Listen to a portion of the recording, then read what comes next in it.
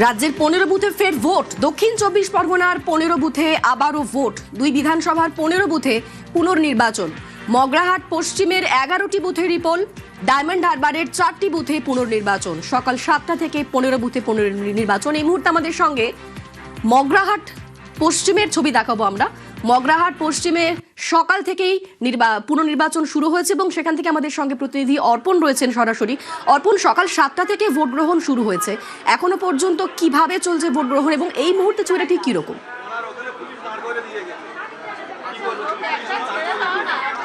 দেখো, যত সময় যাচ্ছে কিন্তু এই মগরাহাট পশ্চিমের যে বুথে আমরা রয়েছি 230, 31 এবং 32, সেখানে 3টি বুথ রয়েছে। মনোজকে বলবো ছবি দেখাতে।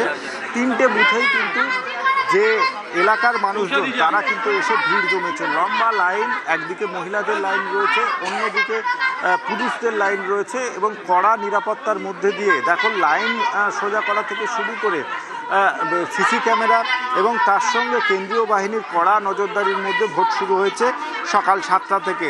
এই ভোট গ্রহণ এইখানেই প্রায় 1700 টোটাল 3টে বুথ মিলিয়ে 2700 ভোটার রয়েছে এবং সেই ভোটারদের নির্বিঘ্নে ভোট দেওয়া এবং সেই জন্যই দেখো কেন্দ্রীয় বাহিনীর বেশি করে ফোর্স ডিপ্লয় করা হয়েছে। দেখা গিয়েছে পুলিশ অবজারভারের একাধিক যারা প্রশাসনিক কর্তা রয়েছেন তারাই বুথ পরিদর্শন করেছেন। মোট এখানে 11টি বুথে এই পুনর্নির্বাচন চলছে। প্রত্যেক কটাতেই কঠোর নিরাপত্তার ব্যবস্থা করা হয়েছে প্রশাসনের তরফ থেকে এবং সকাল থেকেই প্রথমে যেভাবে দেখা গিয়েছিল সকালে সেইভাবে লোকের লাইন লক্ষ্য করা না গেলেও কিন্তু বেলা বাড়ার সাথে সাথে কিন্তু প্রচুর সংখ্যক মানুষ তারা এই ভোট গ্রহণ কেন্দ্রে এসছেন এবং তারা ধীরে ধীরে ভোট দিচ্ছেন। এই 11 কেন্দ্রে বিরোধীদের তরফ থেকে একাধিক অভিযোগ করা হয়েছিল যে কোথাও বলা হয়েছিল যে ইভিএম মেশিনের যে বোতাম সেই বোতাম টেপ দেওয়া হয়েছে, কোথাও আবার দেখা গিয়েছে যে সিসি ক্যামেরা ঠিকঠাক কাজ করছে না। এই অভিযোগ আসার পরেই নির্বাচন কমিশনের পক্ষ থেকে সেইগুলো স্ক্রুটিনি করে এই 11 কেন্দ্র অর্থাৎ মগরাহাট পশ্চিমের 11টি বুথ এবং ডায়মন্ড হারবারের 4টি বুথে পুনর্নির্বাচন হচ্ছে আজ। এবং সেই যেমনটা তুমি বলছিলে যে দক্ষিণ 24 পরগনার 15 বুথে আবারও ভোট, দুই বিধানসভার 15 বুথে পুনর্নির্বাচন। মগরাহাট পশ্চিমের 11টি বুথে রিপোল, ডায়মন্ড হারবারের 4টি বুথে পুনর্নির্বাচন। সকাল 7টা থেকে 15 বুথে পুনর্নির্বাচন চলছে। 29 এপ্রিলের পর আজ ফের ভোটের লাইনে। ডায়মন্ড হারবারেও সকাল থেকে ভোট চলছে। এই মুহূর্তে আমরা সেখানকার ছবি দেখব। আমাদের সঙ্গে সরাসরি রয়েছেন প্রতিনিধি আনিসুদ্দিন। 29 এপ্রিলের পর আজ ফের ভোট। ডায়মন্ড হারবারের 4টি বুথে সকাল থেকে পুনর্নির্বাচন চলছে। এখন কিরকম ছবি, কিরকম ভাবে ভোট গ্রহণ হচ্ছে, ভোটারদের লাইন কি দেখা যাচ্ছে? একেবারে দেখো, সকাল থেকে ডায়মন্ড হারবার বিধানসভার যে 4টি বুথে রিপোল করার হচ্ছে সেখানে কিন্তু লম্বা লাইন ভোটারদের। সকাল থেকেই ভোটাররা ভোট দেওয়ার জন্য লাইন দিয়েছে। আমি দাঁড়িয়ে রয়েছি এই মুহূর্তে যে বাগদা জুনিয়র হাই স্কুল 117 নম্বর বুথে। সেখানে দেখানোর চেষ্টা করবো যেভাবে একেবারেই পুরুষ মহিলারা তারা সকাল থেকেই এই লম্বা লাইনে দাঁড়িয়েছে এবং ভোট প্রক্রিয়া চলছে। একেবারেই শান্তিপূর্ণভাবেই এই ভোট প্রক্রিয়া চলছে। অন্যদিকে যে 233 নম্বর বুথ রায়নগর যে প্রাইমারি স্কুল, সেখানে কিন্তু ইভিএম মেশিন খারাপ হয়ে যাওয়ার কারণে আপাতত ভোট গ্রহণ বন্ধ রয়েছে এবং যে সমস্ত 4টি যে মোট বুথ রয়েছে সেখানে ভোট গ্রহণ চলছে। শুধুমাত্র রায়নগরে ইভিএম মেশিন খারাপ হয়ে যাওয়ার কারণে সেই ভোট গ্রহণ কেন্দ্রে কিন্তু ভোট বন্ধ রয়েছে। এবং এই যে বুথ 117 নম্বর বাগদা জুনিয়র হাই স্কুল বুথ, যেখানে কিন্তু সুইচ একেবারেই চেপে যাওয়ার কারণেই এখানে রিপোল করার হয়েছে, এমনটাই আমরা জানতে পেরেছি। এবং ভোটাররা যেটা বলছে যে দ্বিতীয়বার তারা ভোট দিতে এসে কিন্তু অনেকটাই সমস্যায় পড়ছেন, কারণ অনেকেই কিন্তু কাজে বেরিয়ে গিয়েছিল, তারপরে হঠাৎ করে এই ভোটের ঘোষণা এবং সেই ভোট দিতে এসেছে। সকাল থেকেই লম্বা লাইন আমি দেখানোর চেষ্টা করছি যে লম্বা লাইনে দাঁড়িয়ে রয়েছে সাধারণ ভোটাররা এবং দীর্ঘক্ষণ অপেক্ষা করছে। এবং পরেই কিন্তু যে ভোট গ্রহণ কেন্দ্র রয়েছে সেখানেই কেন্দ্রীয় জওয়ান মোতায়েন রয়েছে এবং এই লাইনের পর থেকেই ভোট গ্রহণ কেন্দ্রে কিন্তু প্রবেশ করতে দেওয়া হচ্ছে। একেবারে সকাল থেকে ডায়মন্ড হারবারের যে 4টি বুথ সেখানে ভোট গ্রহণ চলছে। একেবারে ধন্যবাদ আনিসুদ্দিন।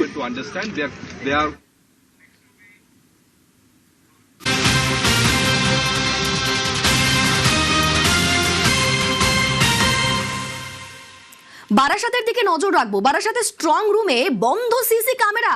বারাসাত গভর্নমেন্ট কলেজে সিসি ক্যামেরা বন্ধ। সিসি ক্যামেরা বন্ধ থাকায় 4 মনিটর ব্ল্যাক। আমাদের সঙ্গে জিয়াউল রয়েছেন প্রতিনিধি। জিয়াউল, সিসি ক্যামেরা বন্ধ, কিন্তু কেন?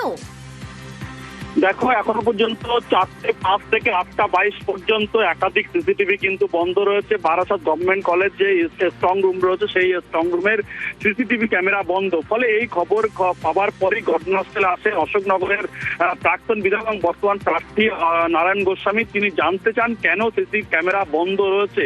ইতিমধ্যে কিন্তু প্রশাসনের পক্ষ থেকে বা নির্বাচন কমিশনের পক্ষ থেকে জানানো হয়েছে যে সিসি ক্যামেরা অন রয়েছে, কিন্তু যে মনিটরে চলছিল সেই মনিটর কোনো কারণবশত বন্ধ রয়েছে। কেন বন্ধ রয়েছে সেটা কিন্তু এখনো স্পষ্ট নয়। ফলে সিসিটিভি ক্যামেরায় বন্ধ রয়েছে এমনটাই দাবি করা হচ্ছে তৃণমূলের পক্ষ থেকে। ফলে তাদের যে ব্যক্তি দায়িত্বে রয়েছেন তাকে দেখতে হবে, তাকে গ্রেপ্তার করতে হবে, কেন তিনি সিসি ক্যামেরা বন্ধ রেখেছেন। ফলে সব তা নিয়ে কিন্তু উত্তেজনার পরিবেশ তৈরি, এবং তিনি সরাসরি ভিতরে যাওয়ার চেষ্টা করে যে কেন সিসিটিভি বন্ধ রয়েছে, এমনটা অভিযোগ তোলে তৃণমূলের পক্ষ থেকে। ফলে যা নিয়ে একটা উত্তেজনার পরিবেশ তৈরি। অন্যদিকে বিজেপির পক্ষ থেকে দাবি করা হচ্ছে তাদের কোনো কর্মীকেই, অর্থাৎ তাদের কোনো কর্মীকেই ভিতরে ঢুকতে দেওয়া হচ্ছে না। তারা ঢোকার চেষ্টা করছে স্ট্রং রুমের ভিতরে, এবং সেখানে না ঢুকতে পেরে সেখানে গেট ভাঙার চেষ্টা করে, সেখানে ভিতরে ঢোকার চেষ্টা করে। ফলে এক পক্ষকে ঢুকতে দিলেও অন্য পক্ষকে ঢুকতে দেওয়া হচ্ছে না। এবং সিসি ক্যামেরা কেন বন্ধ রয়েছে তা নিয়ে একটা উত্তেজনা পরিবেশ তৈরি হয়। ফলে এই যে মুহূর্তে অভিযোগ উঠছে সিসি ক্যামেরা বন্ধ থাকলে ইভিএম এ নজরদারি কিভাবে হবে সেই প্রশ্নটাও তো উঠছে। একদম এই প্রশ্নটাই উঠছে, তার কারণ একাধিক সিসিটিভি ক্যামেরা দিয়ে মুড়ে ফেলা হয়েছে স্ট্রং রুমের চারিদিকে। ফলে সেই সিসি ক্যামেরা কেন বন্ধ রাখা হয়েছে প্রায় 4:05 থেকে 8:22 দীর্ঘ সময় কিন্তু কেন বন্ধ রয়েছে। ফলে এই খবর পাওয়ার পরেই সেখানে যায় কেন বন্ধ রয়েছে তেমন কোনো সৌত্তর দিতে না পারলেও ইতিমধ্যে কেউ জানিয়েছে সপ্তাহে থেকে খতিয়ে রাখা হচ্ছে।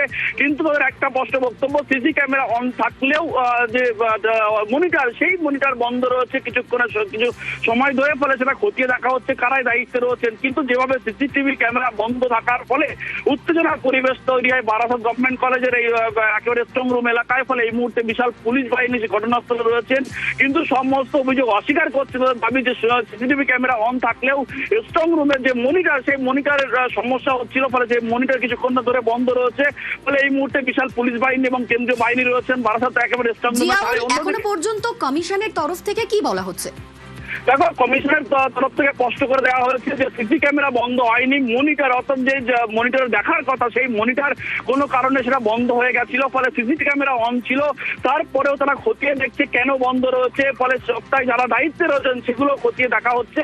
ইতিমধ্যেই তারা কিন্তু কমিশনের তরফ থেকে বলা হয় যে কোনো সিসিটিভি বন্ধ ছিল না, শুধুমাত্র মনিটর বন্ধ। কিন্তু তৃণমূলের পক্ষ থেকে বলা হয় যে দীর্ঘ সময়, অর্থাৎ 4:05 থেকে 8:22 এই দীর্ঘ সময় কিন্তু এই সিসি ক্যামেরা বন্ধ রয়েছে। ফলে তা নিয়ে উত্তেজনা পরিবেশ তৈরি। এই মুহূর্তে বিশাল পুলিশ বাহিনী ঘটনাস্থলে রয়েছে। অন্যদিকে বিজেপির পক্ষ থেকে দাবি করা হচ্ছে তাদের কর্মীদেরকে ঢুকতে দেওয়া হচ্ছে না। ফলে সেখানেও কিন্তু তারা গেট ভেঙে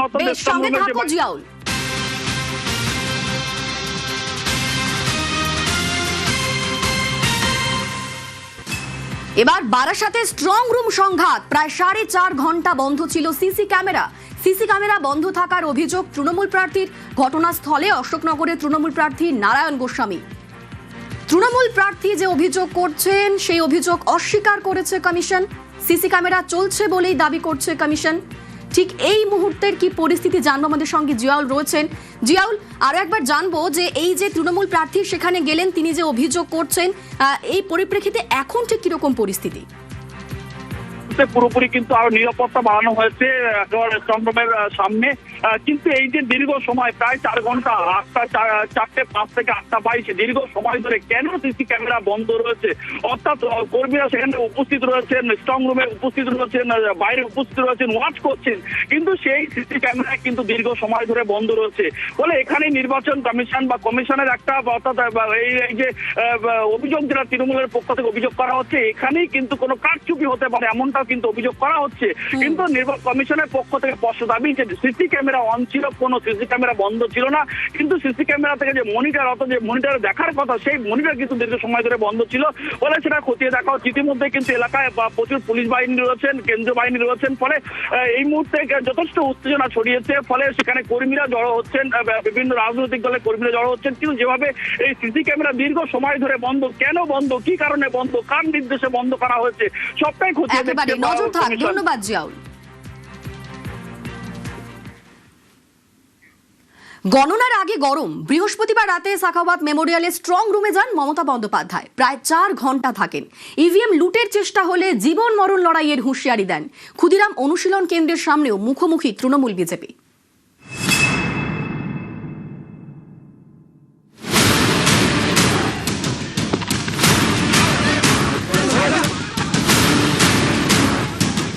স্ট্রং রুম সংঘাত, ইভিএম কারচুপির শঙ্কায় সরব মমতা বন্দ্যোপাধ্যায়। বৃহস্পতিবার রাতে তিনি যান সাখাওয়াত মেমোরিয়ালে। প্রায় 4 ঘন্টা সেখানে থাকেন। আমাকে তো দেখতে হবে মানুষ যে ভোটটা দিয়েছে সেই ভোটটা যাতে রক্ষা করা যাবে। আমাদের কাছে 6টা কমপ্লেন এসেছে বলেই তো ছুটে এসেছে। ইভিএম কারচুপির কোনো আশঙ্কা করছেন? হ্যাঁ, সেই জন্যই তো, কারণ ওখানে একমাত্র ওয়ান সাইডেড ভোটস আছে। মমতা বন্দ্যোপাধ্যায় স্ট্রং রুমে পৌঁছে গিয়েছেন। এই খবর পেয়ে শুভেন্দু অধিকারীর এজেন্টও যান সাখাওয়াতে। স্ট্রং রুম কেন্দ্রের বাইরে তৃণমূল বিজেপি বচসা বেঁধে যায়।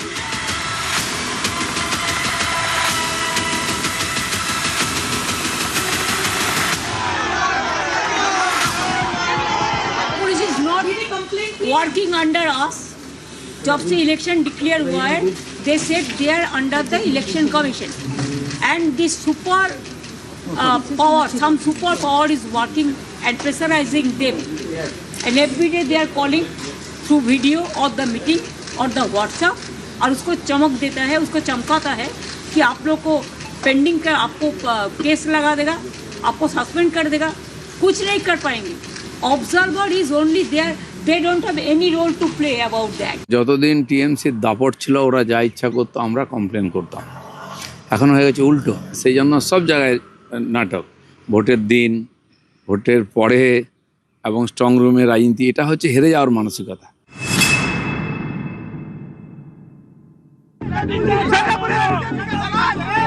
শুধু সাখাওয়াতই নয়, ক্ষুদিরাম অনুশীলন কেন্দ্রেও মুখোমুখি তৃণমূল বিজেপি।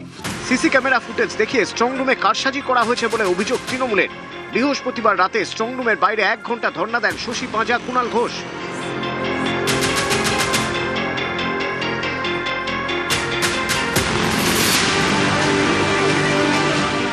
ক্ষুদিরাম অনুশীলন কেন্দ্রের বাইরে জমায়েত করে বিজেপিও। বৃহস্পতিবার রাতেই ঘটনাস্থলে যান তাপস রায়, সন্তোষ পাঠক।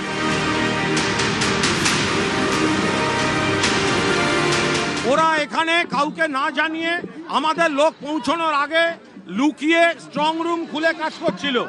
আমরা এই বিষয়টা হস্তক্ষেপ করি এবং আমরা নজরে আনি, তারপরেও আমাদের ঢুকতে দেওয়া হয়নি। এরপরে আমরা যখন বসেছিলাম শান্তিপূর্ণভাবে আমাদের কাজ চলছে, কথা চলছে। বিজেপি এসে গন্ডগোল করেছে এবং বিজেপির কিসের জ্বলন? हारने का पहले कुछ कुछ तैयारी करना पड़ता। ये लोग बोला कि अंदर कुछ हो रहा, डीईओ वो लोग को अंदर लेके गए और दिखाए भी। हम ये बोले हैं कलकत्ता पुलिस के कि एडिशनल सीपी ना ज्वाइंट सीपी थे, उसको भी बोले है रुपेश कुमार, और डीसी सेंट्रल को भी बोले हैं जी कभी नहीं हुआ स्ट्रॉन्ग रूम का सामने ऐसा असेंबल कोई भी पार्टी कर नहीं सकता। শুক্রবার সকাল থেকে স্ট্রং রুম পাহারা। ফের একবার কমিশনের বিরুদ্ধে সুর চড়ান কুণাল, শশীরা। পাল্টা সড়ক পদ্ম শিবির।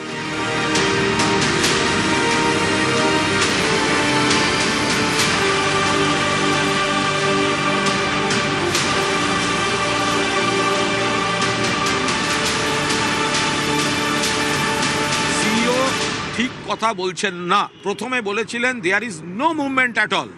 যখন স্ক্রিনে দেখা গেছে তখন সেটা ধরা পড়ে গেছে।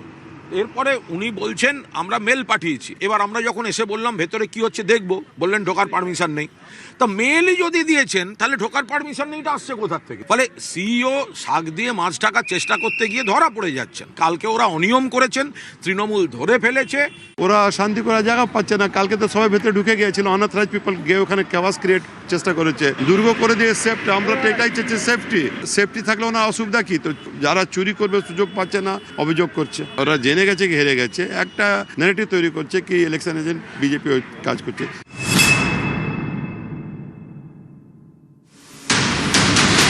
শুক্রবার সকাল থেকে স্ট্রং রুমের নিরাপত্তা আরো বাড়িয়ে দেয় কমিশন।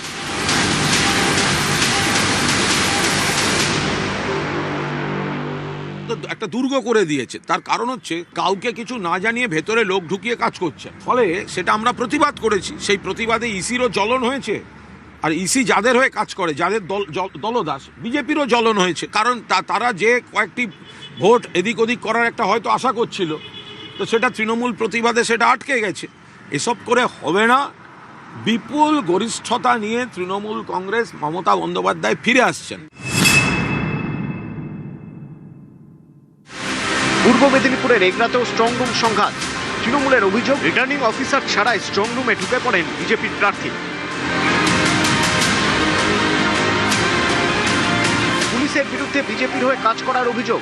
তৃণমূলের নিশানায় এগরা থানার আইসি। তারা এগরা স্ট্রং রুমের সামনে বিক্ষোভ দেখায়।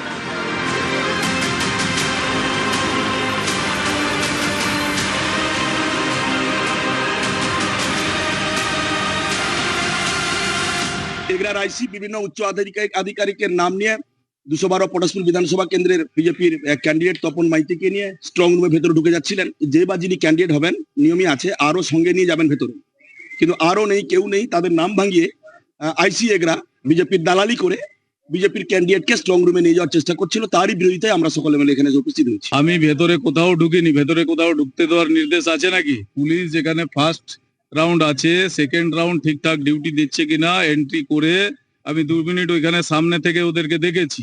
আর এটা আমার অথরাইজ আছে, এটা আমি বলে ঢুকেছি। এখানে খুব সুন্দরভাবে শান্তিভাবে সব ঠিকঠাক চলছে। বিশৃঙ্খলা করে এরা হ্যাম্পার করার চেষ্টা করছে, কিন্তু করতে দেবো না। ভারতীয় জনতা পার্টি এখানে দাঁড়িয়ে আছে আর আমরা দাঁড়িয়ে আছি। উত্তর 24 পরগনার বনগাঁতেও স্ট্রং রুম নিয়ে সংঘাত। গণনা কেন্দ্রে সিসি ক্যামেরা নিয়ে একাধিক অভিযোগ। বিভিন্ন সময়ে সিসি ক্যামেরা বন্ধ কেন, প্রশ্ন তৃণমূলে। নিউজ 18 বাংলা। গায়ে ইউনিফর্ম, হাতে অত্যাধুনিক আগ্নেয়াস্ত্র। কালীঘাট থানার ওসি, তার পোস্টে রীতিমতো বিতর্ক। সোশ্যাল মিডিয়ায় পুলিশ অফিসারের পোস্টে বিতর্ক এবং কালীঘাট থানার ওসির বিরুদ্ধে কমিশনে তৃণমূল। কমিশনের হস্তক্ষেপ দাবি তৃণমূলের রাজ্য সহসভাপতির। মুখ্য নির্বাচন কমিশনার মুখ্য নির্বাচনী আধিকারিককে চিঠি কলকাতার পুলিশ কমিশনারকেও। ওসির পোস্ট আপত্তিকর বলে দাবি। ইউনিফর্মে আগ্নেয়াস্ত্র হাতে পোস্ট বেআইনি বলে দাবি। সমাজ মাধ্যম ব্যবহারে পুলিশের নির্দেশিকার উল্লেখ করেই সরব। জয়প্রকাশের প্রশ্ন, অত্যাধুনিক আগ্নেয়াস্ত্র আদৌ ওসির জন্য বরাদ্দ? জয়প্রকাশের প্রশ্ন, অত্যাধুনিক অস্ত্র ব্যবহারের প্রশিক্ষণ আছে ওসির? হুমকির সুরে ক্যাপশন বলেও দাবি জয়প্রকাশ মজুমদারের। ভোটের মধ্যেই হুমকির সুরে ক্যাপশন বলে দাবি করা হচ্ছে। 29 মার্চ কালীঘাট থানার ওসি বদল করা হয়। পরে দ্বিতীয় দফা ভোটের আগেও ওসি বদল করে নির্বাচন কমিশন। কালীঘাট থানার দায়িত্বে আসেন গৌতম দাস। কলকাতা পুলিশের স্পেশাল ব্রাঞ্চের অফিসার গৌতম দাস। এবার সোশ্যাল মিডিয়া পোস্টে বিতর্কে কালীঘাট থানার নতুন ওসি, এবং এই বিতর্কের পরে পোস্ট ডিলিট করেন কালীঘাট থানার ওসি।